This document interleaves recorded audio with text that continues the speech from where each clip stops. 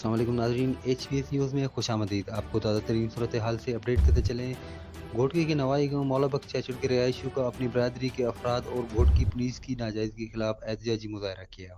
چاچڑ برادری کے افراد ولیڈنو چاچڑ، علی محمد چاچڑ اور دیگر معصوم بچوں کے ساتھ مل کر احتجاجی مظاہرہ کرتے ہوئے کہا کہ برادری کے بااثر محمد علی چاچڑ نے ہم پر جھوٹی ایف آئی آر داخل کروائی ہے اور پولیس بھی ان کی چشم پوشی کرنے میں مصروف۔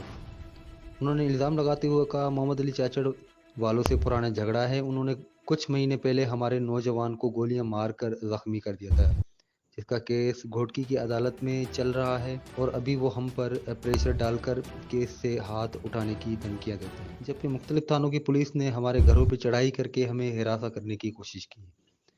مظاہرین نے S S P Ghotki, D I G Sukkur اور اعلیٰ قوم سے پرزور مطالبہ کرتے ہوئے کہا کہ اس معاملے کا نوٹس لے کر صاف اور شفاف انکوائری کی جائے۔ مزید تفصیلات کے لیے دیکھتے رہیں HPSnews.tv۔